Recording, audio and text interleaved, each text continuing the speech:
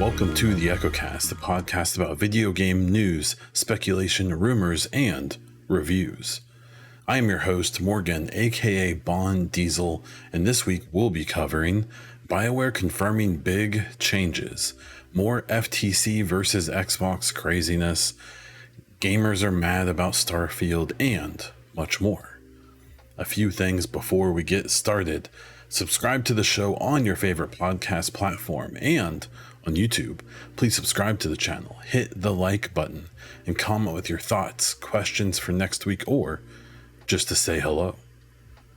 A special thank you to all of my patrons, including producer level patrons Hassan and Horseman, supporter level patrons PK, The Dawn, Cage Nephilim, and Neuronix, as well as viewer level patron Zinra.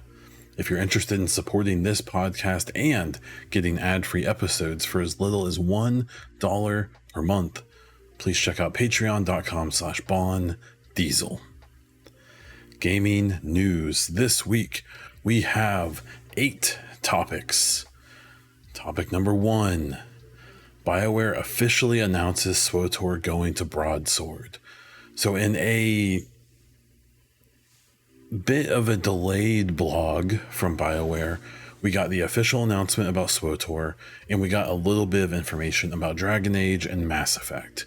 Now, what was notable about this blog was that it was the first blog they had put out since February, I believe, where before they had a cadence for, I think, a year or more of putting out something every 2 months, whether it was N7 Day or a blog or something else. And so this was kind of unique because it had been a while since we had heard from them, and it had been a long time since we had not heard from them for so long, but we heard from them, and what we heard was confirmation of what the stories had already been going around, is that a third-party studio called Broadsword would be getting the SWTOR Star Wars The Old Republic MMO, and this was in theory to focus more on Dragon Age and Mass Effect as BioWare's 2 core kind of games, and to put all of their efforts into that. Now, I have seen a lot of conversation about SWTOR going on where people were basically saying that like the game for the most part has been fairly stale and not with tons of new content in quite a while. But there has been new content released recently, but it's a bit underwhelming from what I can gather. That's secondhand information. That's what I've been reading. I haven't played SWTOR my entire life. I'm not an MMO type of person. But it sounds like it's really interesting when you see the fans of SWTOR kind of talking about it, because you see 2 different takes on what's happening. You see it as this is a chance to sunset it, and BioWare doesn't really get their hands dirty, and it's a chance to kind of let that game finally go away. Or you see the people being like, hey, maybe this new home, this new developer, this new studio, that's going to keep a bunch of their current devs. Maybe it's a chance for them to get back on it and make some more significant content and stuff like that. Now, the thing I am under the impression of about SWTOR is that it does have such a deep story, and it did have so much content come out for it over the years that while they may not be doing a bunch of new stuff now, there's just like a almost endless amount of things to do anyways. So even if they don't have this big resurgence and have a ton of new content come out, that it's still a game that's in pretty good shape and doesn't necessarily need anyone to do that. So I'm kind of indifferent. I don't know if it's a good or a bad thing in the long run, and I kind of hope that for the fans it's a good thing. Now, we did get a little bit of Dragon Age and Mass Effect news. The Dragon Age news essentially boiled down to we're wrapping this game up. We're putting all of our resources into it. We're gonna have news soon. I don't really know what that means. There aren't really any opportunities for the rest of the year, other than like the Game Awards, maybe Gamescom. I don't know. There is like a Dragon Age Day, but I don't even think it's like officially recognized by BioWare, so I don't expect that. So maybe Gamescom, that happens here in a couple months. That could be an interesting place for them to drop more info. Even if the game is coming like next spring or summer, they may just not announce anything, and maybe they'll do like an EA Play in January or February, or maybe they'll do like an EA Play in the first quarter of next year. I like an independent one. I have no idea. So that's kind of interesting. But when we got the news about them moving Mass Effect devs to that project, when we got news that Mark Dara was returning as a consultant, it sounds like that game is in its like final push. It is interesting. There's been a lot of talk about that, and their staffing seems to be fine. They haven't had a job listing on their careers website in months. So, like, I believe the last few job listings that BioWare even had were for Mass Effect things. It may have been as far back as maybe before N7 Day, when they still had like their, I think it was development director, which we then found out was filled. There were a few random positions still open after that, maybe at even the beginning of this year, but no director level jobs, and even frontline stuff. I believe it was like IT stuff. And so what I'm getting at is it seems like the Dragon Age team probably has a full team. And knowing that they got people from Mass Effect, and assuming that some of the people who are staying behind from this whole deal with SWTOR, it's probably going to be just even a few more people to help out. So it seems like staffing isn't their issue. It's probably just getting it done.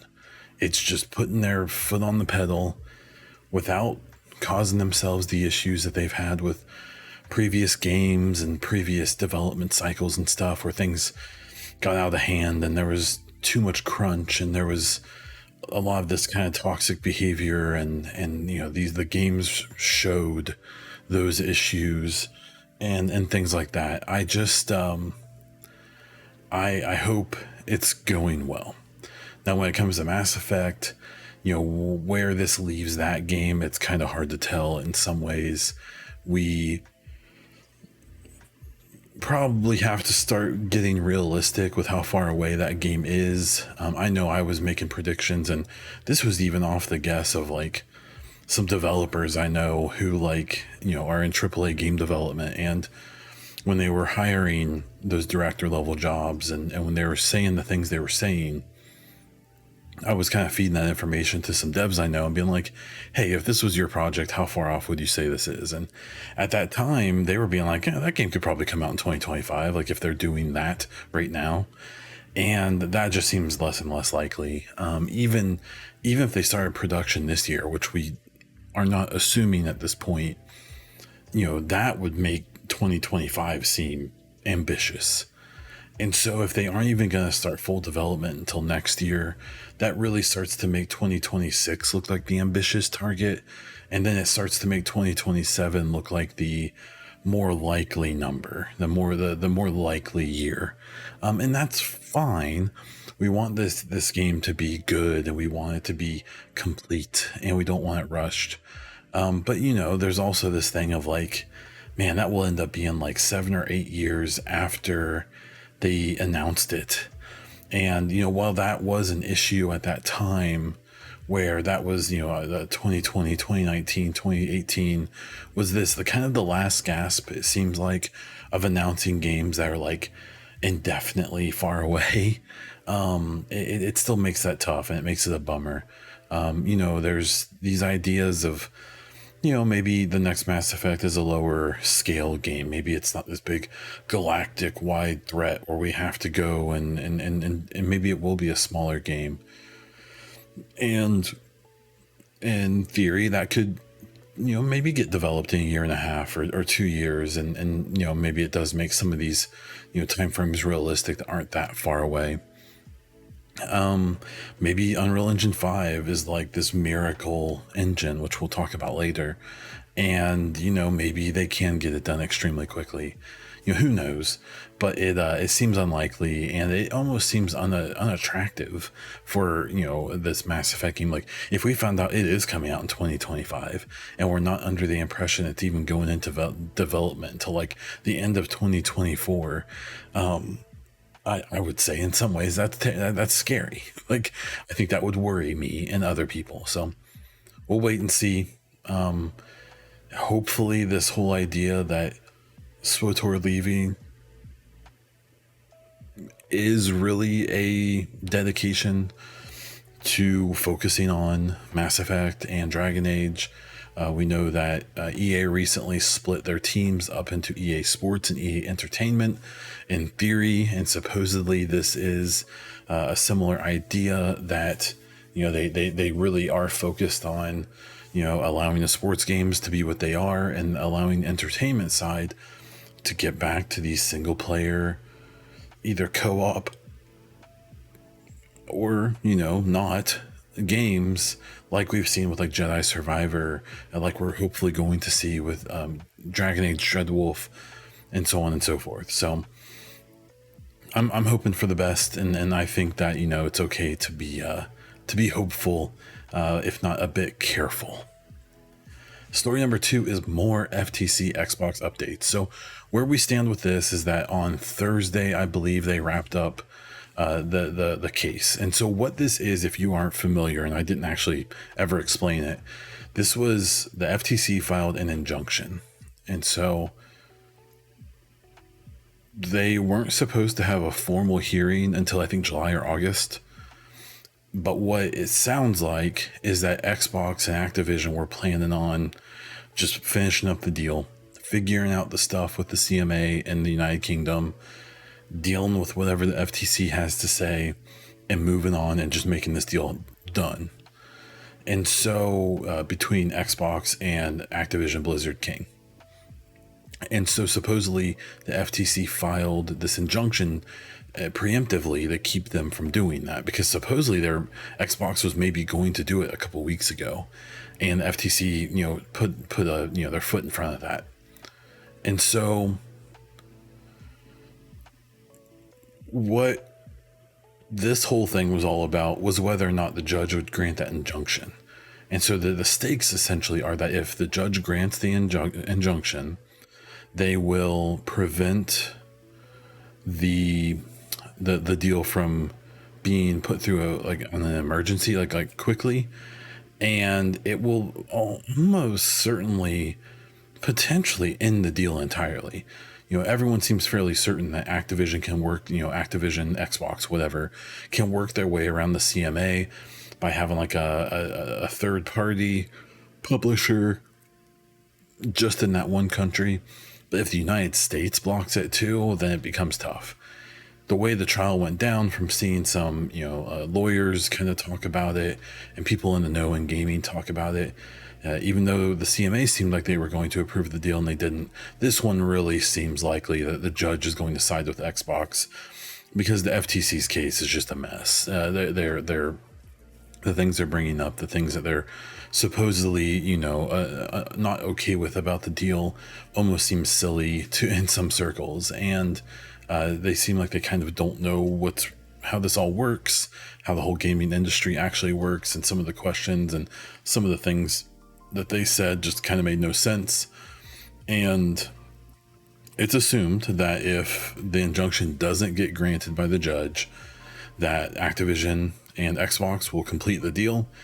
And then even when they go and do the final case in August or whenever, it's going to be the FTC now having to deal with a company that is acquired and having to undo that onion rather than taking care of it before. So even if they decide to break it up, it could be more complicated. Now, there were some interesting things. There are actually a ton of interesting things that came up during this trial, especially in the last week. One of the things was an email from Matt Booty saying that they were going to spin Sony out of business.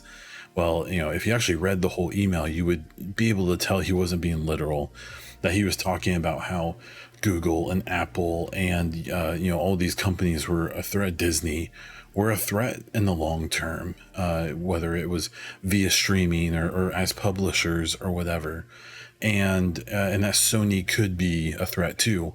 But you have to realize that when you are talking about Microsoft and Google and Disney and Amazon, and then you bring up Sony in the Xbox versus PlayStation world. PlayStation is extremely competitive, obviously, and dominant in a lot of ways, them and Nintendo especially.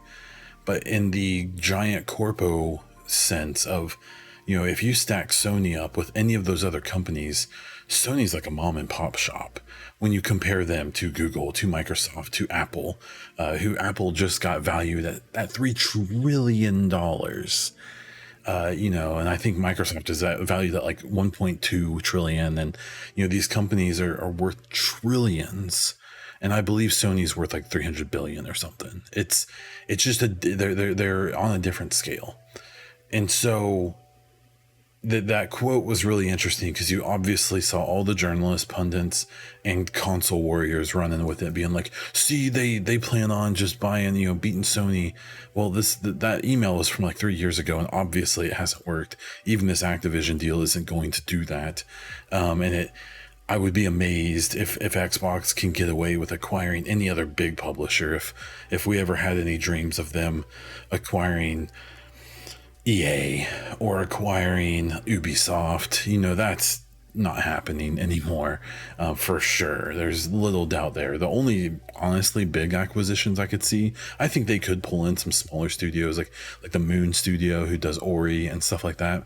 But the only chance I see them to really gobble up any bigger studios is going to be if the Embracer Group falls apart, like it kind of seems like they might, and you could see them maybe come in and try to snag up some studios that also have IP.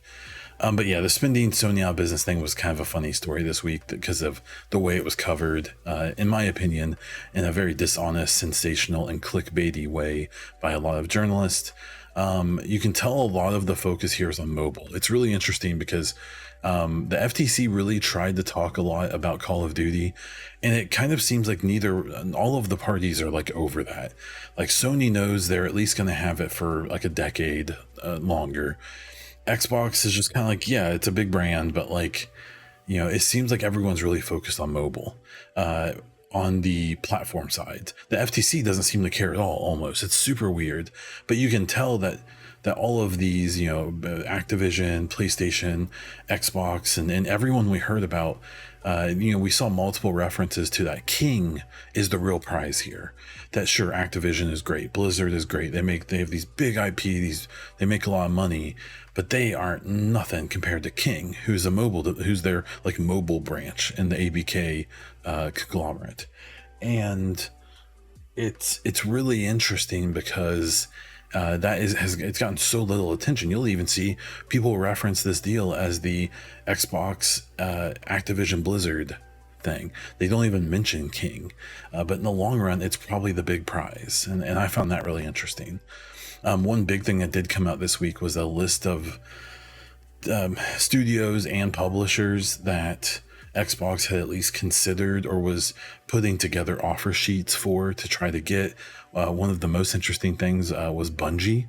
They were trying to reacquire them, and if you don't know Bungie's situation, they were independent, and then they went with Xbox, and that's how Halo became an Xbox franchise. And then they left, and that was when they did Destiny, and that's when Halo kind of has gone a tough direction at Xbox. And then Bungie got acquired by Activision Blizzard King. And that didn't go well. That was one of the dark ages for Destiny, especially. And then they, moved, and then they went independent again. And now they're owned by Sony, which is kind of a funny wraparound. But before Sony acquired them, it looks like Xbox was poking around again. And what's interesting about it is a few years ago, when Jeff Grubb reported on that, the head of Bungie was like, no, that's not true. And now we know it was true. And that person definitely looks interesting. And I saw people defending him like, well, he may not have known. Xbox didn't even offer. It's like, nah, he knew. Like, he was just probably hoping that a case like this one would never happen and all of these private emails and stuff would never come out. We've really gotten to see behind the veil. It's been really interesting. And then the kind of last bit I thought was interesting is that now there's all these emails coming out, and even on the stand, Jim Ryan and Phil Spencer and stuff, it came out that there's been all this drama about games that are cross, platform, like Minecraft and like MLB The Show, that there may be, and there already has been issues with, like, Sony's afraid that they won't be able to trust Xbox or Activision after the acquisition. If Call of Duty does remain a PlayStation title, which it will, that they can't lend out dev kits to Activision because they may give up trade secrets to their owner, Xbox. And I mean, sure, like, I kind of get that concern to a point, but the other way has happened where, they were willing to work with Minecraft and with updates on that and things. And so it's just been an interesting saga, seeing behind the curtain, reading these emails that, when they were written by Phil Spencer or Jim Ryan or all of these people, they never assumed anyone would be reading these outside of the targets, right? One of my favorite ones was that when this deal initially got announced, that Xbox was trying to acquire ABK. Jim Ryan sent an email to someone else in the PlayStation. Jim Ryan's like the head of PlayStation. And he said, I'm not worried about this. We'll be fine. We'll be more than fine. Like, they're not going to take away Call of Duty from us. Like, we know that. This is them just trying to get some more IP. Like, fine. Like, whatever. Like, they seemed completely unworried about it until the deal actually started to happen. And I think they probably saw blood in the water with how the CBA and some of the other regulatory agencies were kind of putting up some pushback, and it seems like Jim Ryan and PlayStation were like, oh, we gotta jump on that. Like, we gotta jump on that and push that more, because maybe we can't block this deal. It seems unlikely now. I think this injunction will not go through. I think that the acquisition will complete. I think there's going to be some drama. I think they're going to have to do some weird stuff in the United Kingdom to get around the CMA. They're probably maybe going to have to give up some concessions here in the United States to try to figure stuff out on this, this hearing that's probably going to happen in August or whenever. But I think the deal is all but done, and we'll go on from there. Next story, Perfect Dark updates. And so Perfect Dark is an old Xbox franchise that in 2018, they announced that it was coming back. And there was this purely cinematic trailer, and they, showed all the goods. And we saw that it was kind of bringing back some of the, some of the kind of corpo kind of, evil corpo stuff going on. And what we have found since then is that things have been a little rough over there. The developer of that was supposed to be The Initiative, which at one point someone kind of jokingly said was a quadruple A studio. We've since found out that they aren't really even that The Initiative is much more of like a really small studio of like high level people who are going to be using support studios to build the game. And so what we found out from this big report, I think it was on IGN, was that they were originally going to work with Certain Affinity. If you're aware of them, they're the ones who are supposedly currently working on a Halo Battle Royale in Unreal Engine 5, which is supposed to maybe come out soon. Who knows? And they've done a bunch of other, they're mostly like a support studio. And so initially, The Initiative was working with Certain Affinity, and it didn't work well. They were in this big piece. They interviewed people from Certain Affinity and from The Initiative, people who are former and current, and it basically sounded like they just didn't get along. It basically sounds like there was just it was during the beginning of COVID, and they just couldn't get on the same page. And they were playing phone tag, and people were presenting ideas, and there wasn't really good organization. And then people would present ideas and they'd be like, oh, that's great. And then the person who presented the idea would leave the studio, either from the initiative or from Certain Affinity. So then that relationship fell apart. They ended that collaboration, and then the initiative started to work with Crystal Dynamics. And that's because the head of the initiative used to be the head of Crystal Dynamics. And it seems like in the story that it basically is portrayed that this relationship seems to be working a lot better. But one of the interesting things is that it says in 2022, everything they had worked on for the previous 3 or 4 years got scrapped, and they restarted the project, and they're doing it in Unreal Engine 5. So I don't know if they were using like a proprietary engine before, if they were using Unreal Engine 4, which is what I assume. But they scrapped it, and they're using Unreal Engine 5 now. There was also talk in this about, there were some accusations that, this game was the result of another hands-off situation by Xbox. But then some of the Xbox reps kind of said, like, we are in such constant contact with the initiative that if this is hands-off, we don't know what more we can do to not be getting that. Because I really think Redfall, and the way that they basically admitted that they never really supported the project, and that they kind of just let them do what they wanted and put it out, not realizing that when it came out, it was going to be a big deal because it was the first Xbox game in a long time. I suspect Redfall was meant to be released right after like Starfield or something, which it should have been if Starfield released when it was originally going to. And then instead it became the first game in a long time, and it wasn't very good. And, it seems like Xbox is definitely sensitive to that criticism about them being too hands off. And in the response about Perfect Dark, you definitely saw that. But the story wrapped up with basically saying that Perfect Dark actually seems like it's in a good spot. The people who are currently working on it are like excited about it. It seems like they are on track, and they do know what kind of game they're making, but that it's probably 3, 4, 5 years away. It's not coming anytime soon. And so it'll be interesting to see, if we'll even hear about that in 2024, or maybe not until 2025 do we even see it at like an Xbox showcase again. So interesting story. I don't have any real connection to Perfect Dark, but I still thought it was an interesting story to read through. The next story here is about Starfield and AMD. So a bunch of angry gamers crept out of the woodwork this week when AMD announced that they were a partner with Xbox and Bethesda, and they were the exclusive partner for Starfield, which due to some other issues that have been happening recently, a lot of people are concerned that may mean that there won't be DLSS, which is a NVIDIA technology, and that it may turn into a situation where we may either not have DLSS at launch, or we may just never get it at all. And that's a bummer, because DLSS is essentially a tech that will take, if your computer can only run a game at 30 frames per second, it can use some tech to make it look like 60 FPS, even though it isn't.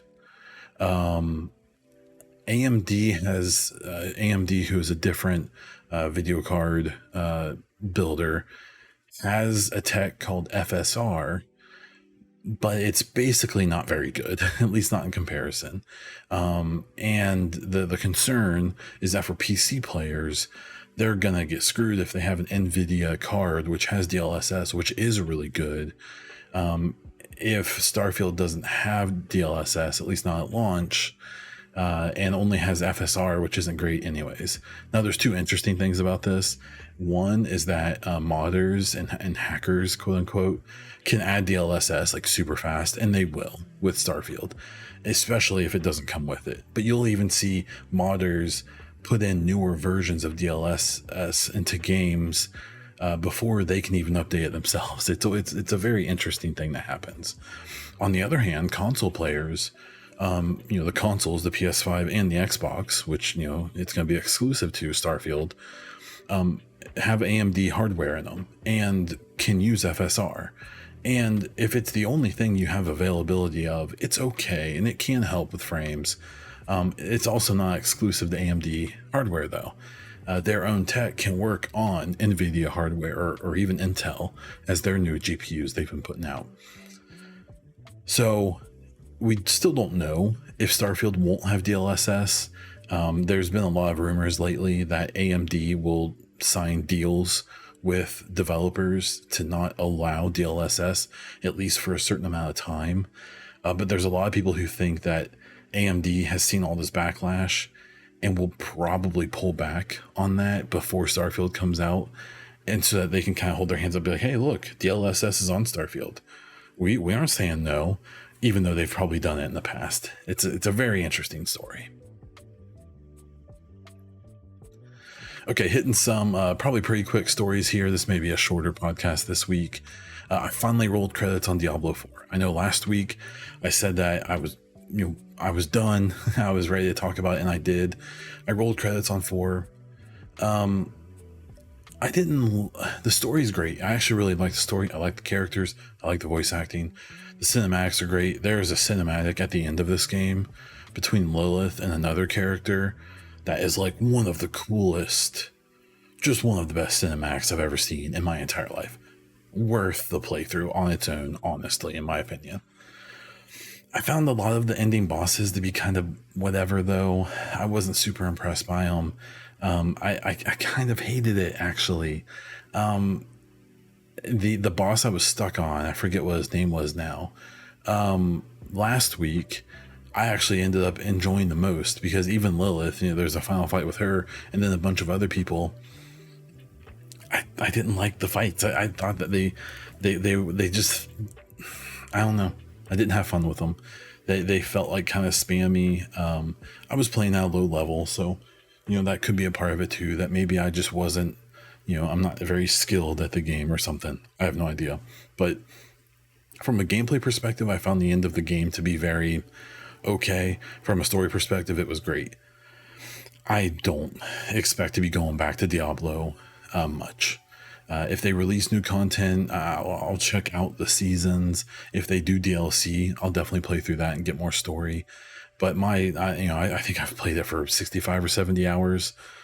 I'm probably good. I'm probably not going to be packing in a bunch more besides what I said before. So, great game. I highly suggest it. Super fun. If this deal goes through, they throw Diablo 4 onto Game Pass, you should definitely play it. You should probably buy it anyways and play it. But I will say that I'm not going to be the type that's going to be putting in 500 hours, 1,000 hours. Not going to happen. But I really, really, really enjoyed it. There is a Division Heartland closed beta going on right now. I'm in it. I have signed multiple NDAs in relation to this game, so I can't talk about it. But if you got a code, then I'm really excited for you. I'll see you in the Discord, and maybe we can talk about it there. In the NDA approved Ubisoft Discord, if you want to hit me up on there, I can say hi. But if you signed up for that beta, be on the lookout for a code. It's PC only right now. I think they are eventually going to do console. I could be wrong. I don't know. I got into another closed beta. Arc Raiders sent out a beta codes, and I got on, and I've been playing that, and that's all I can say. Another extremely strict NDA. Both games I'm really excited to talk about eventually, but we're gonna have to wait a little bit. So the final story here is Aliens Dark Descent came out. This is like a kind of like an isometric Aliens game that it's you command these Marines, and they all have their little skills. They have permadeath, so if one of your guys gets killed, they're done. You have to pick up a new crewmate, and they're gonna be less experienced and have different skills and all this stuff. It's a really interesting game. I don't think I'm gonna hit it right now, but I may eventually get it later. It got a Metacritic score of 75. There's the joke of swimming in sevens. For the most part, if you can get into the mid-high 70s in Metacritic, you have a solid game. I've talked about it before that a game, even in the 60s, but especially the 70s, is a game that may not be everyone's favorite game, but is probably going to be a decent number of people's favorite game. And then you get into the 80s, and probably everyone's going to like it, and a lot of people are going to love it. And then you get in the 90s, and you're probably getting to games where almost everyone will really enjoy this. And so a game hitting 75 Metacritic score is probably really, really good. If you're into those kind of games, check out Aliens Dark Descent. If I ever check it out, I'll do another little quick segment about it, but I think it looks really good, and it seems like a lot of people agree. Okay, let's hit some listener questions. If you have your own questions, I have a Google form that you can find over at the EchoCast on Twitter, as well as in my Discord. There's links for that down in the description. You can ask in the Discord if you have questions for next week. You can ask in the YouTube comments, or you can hit me up on Twitter at Von Diesel or at the EchoCast. The first questions here come from Master Prime. Is it fair that Bethesda keeps their games exclusive and Activision stays multi-platform? That was one of the discussions. There was actually an email that was shown in court from one of the Bethesda folks saying, hey, why are they saying that Call of Duty is going to stay multi-platform, but Starfield and our games are going exclusive on Xbox? And so you can tell they're kind of miffed, because I'm sure, these people, especially Starfield, this game's been in development forever, and they want as many people to play that as possible. I bet deep down, most of the Bethesda folks aren't super pumped about this being an exclusive game. I'm sure they get it. I'm sure they are proud in some capacity that Xbox is putting a lot of their faith in them to put a game on Xbox that will be a system seller, and I think it will be. But you can tell that there is probably, just from a purely creative standpoint, some animosity from Bethesda being like, well, hey, why weren't we important enough to make a deal like that for even just Starfield? Maybe it will only be Call of Duty from ABK that stays multi-platform. Well, Bethesda could have the opinion of Starfield is just as important as Call of Duty. Why couldn't we have kept it multi-platform? So another revelation that was really interesting was that supposedly Sony was trying to lock up exclusivity for Starfield for PlayStation, and that was part of what pushed Microsoft to just straight up buy Bethesda ZeniMax, which was pretty wild. So so is it fair? I don't know. I bet some people at Bethesda don't like it, but I think it's the way it's gonna go. And I think that everything else will go the same way. I think that Call of Duty is going to be the exception. Maybe some other games will be too. The second question from Master Prime is, could the size of Starfield be too much for some people? For sure. I think you see that with people with all of Bethesda's games. I think on the other hand, you see a lot more people who really appreciate that size and the freedom, and the biggest thing about Bethesda games is that you almost always get awarded for exploring. Whether you come upon some environmental storytelling where you see a bicycle down at the bottom of a cliff with a skeleton, and at the top of the cliff is a ramshackle ramp. And the story is, you can tell and there's no notes, there's nothing. All you can tell is that someone made a ramp and went off the ramp and fell down the cliff and died. But it's stuff like that is just kind of fun to find. On top of that, the side missions and the little weird things that you can come upon and things like that. It's just cool.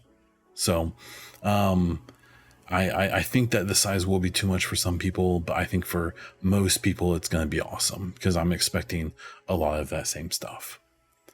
Silent Rebel popped in and said, if you could experience any game or story you've played from another character's perspective now as the protagonist, who would it be and what game/franchise? I think it would be interesting to play Red Dead Redemption 2 as one of the other characters. I don't know who, though. Arthur is one of my favorite characters in any game ever, but I think that getting to play as really any of the other characters, especially any of them that appeared in the original Red Dead. Again, if you don't know, Red Dead Redemption 2 is called 2, but it's actually a prequel to the first one. And so, there are a lot of the characters from the first game in the prequel. And I think it'd be interesting to be almost any of them, except Micah. If we had to play as Micah, I would just jump off a cliff, because that's what he deserved. But I think that'd be a good one. If I had to pick another one, maybe like the Mass Effect franchise as Liara, to kind of see a different perspective on all that and the pressures that she had from her own people and things like that. I think that'd be an interesting one. Yeah, I'll go with those two answers. It's a good one. Thank you, Silent Rebel. YouTube's, so YouTube has basically asked me to talk about Unreal Engine 5 and some of the things that sets it apart and why it might be a big deal. I am going to speak on it in the context of Mass Effect, because we talk a lot about that here.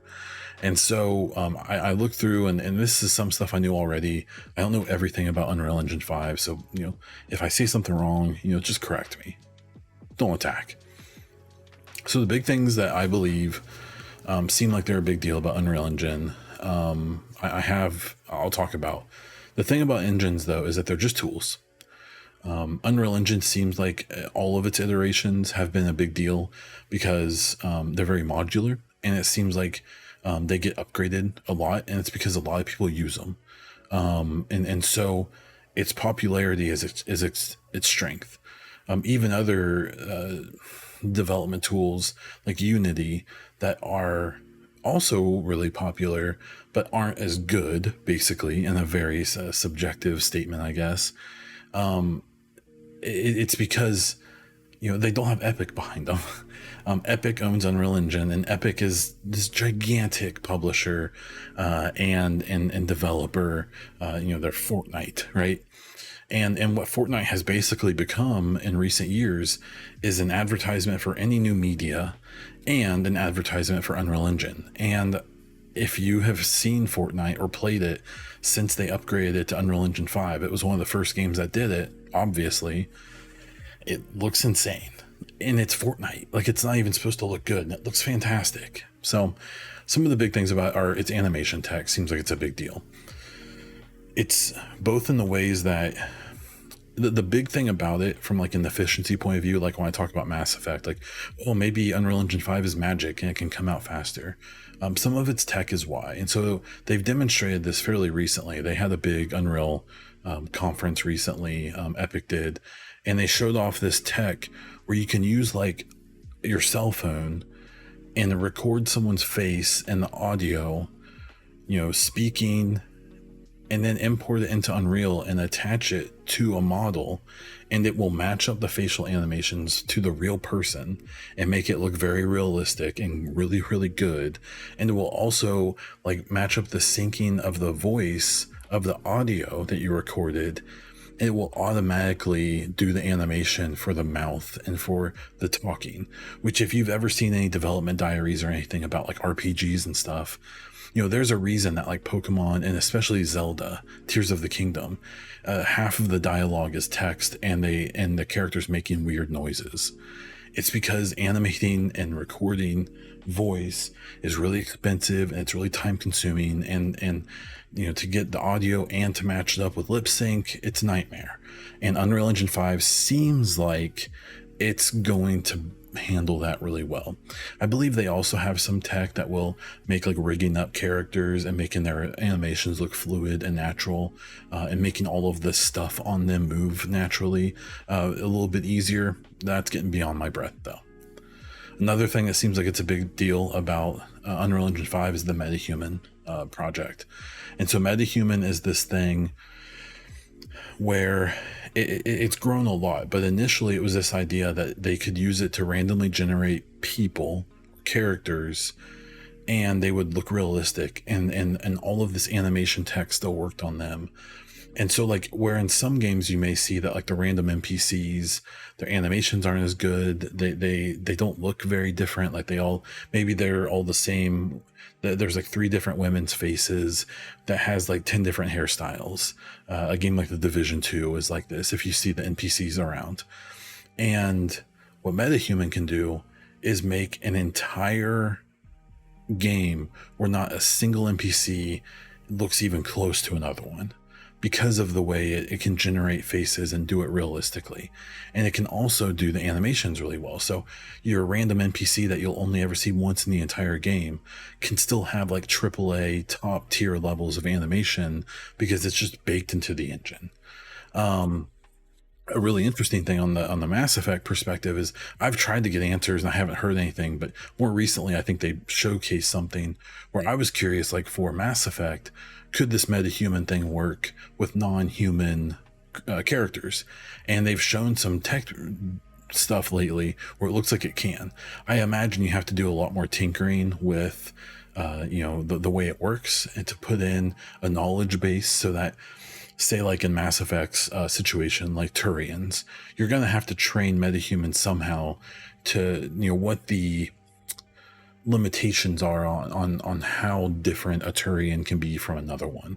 But if you get that right, you could have a game that no single Turian looks the same. They all have just little, or big differences in whether it's their color or the size of their appendages, wink, wink, or whatever. Metahuman seems like it's a huge deal, and it's very, very cool.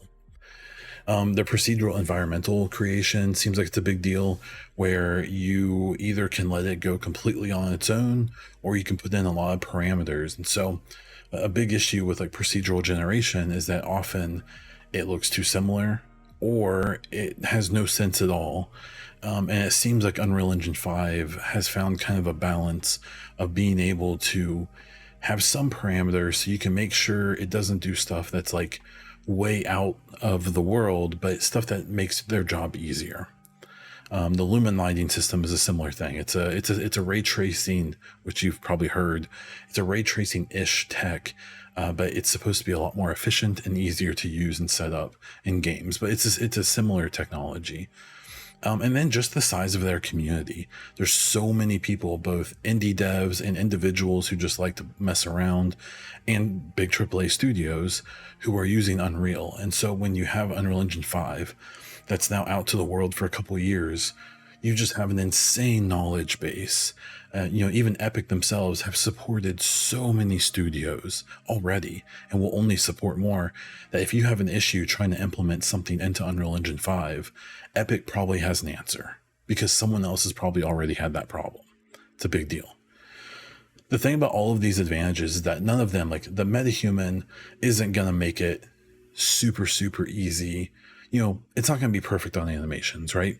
But the thing is that the difference is that, especially in an RPG where you're going to have tons of characters speaking, if you can have a tech that can get you 95% of the way there, and your animators only have to clean up animations and they don't have to do them from scratch for every single line, for every single character, but they only have to clean up the last like 5 or 10% on all of that, it does increase your efficiency a ton. And it's the same with the procedural environmental stuff. It's the same with metahuman. It's the same with the Lumen lighting system. None of these things are going to be magic. They do everything for you, but they will make it a lot easier and a lot faster. And I think that's why so many studios and publishers are going after Unreal Engine 5 now. I suspect eventually that EA will push their studios back to using Frostbite and things like that. But until they can upgrade Frostbite to being a modern engine, because it has lagged behind, they're letting them use Unreal Engine 5, even though it's going to cost them more money. And I think all of these pieces of tech are why. So it's a good topic, YouTubes. Thank you. Good questions from everyone. Again, if you have your own, hit me up on Twitter, in the Discord, in the Google form, wherever. You can email me. You can find that on YouTube if you want. So thank you. And that's it for the show. That's what I have for this week's episode of the EchoCast. We're approaching episode 250. Thank you all so much for listening. I really do appreciate it. This show is nothing without you all listening. And because it's a solo show, the conversation then goes to you after I'm done recording. Let me know what you think. If you have your own opinions, if you have different thoughts, if you have questions, topics, whatever for next week, hit me up in Discord, hit me up on Twitter, get in those YouTube comments. I want to hear from you. You can find me all over the internet as Bond Diesel, on Twitter, YouTube, Instagram, and over on Twitch. So please do that. Please join the Discord, come and talk. That's all I have for this one. So until next time.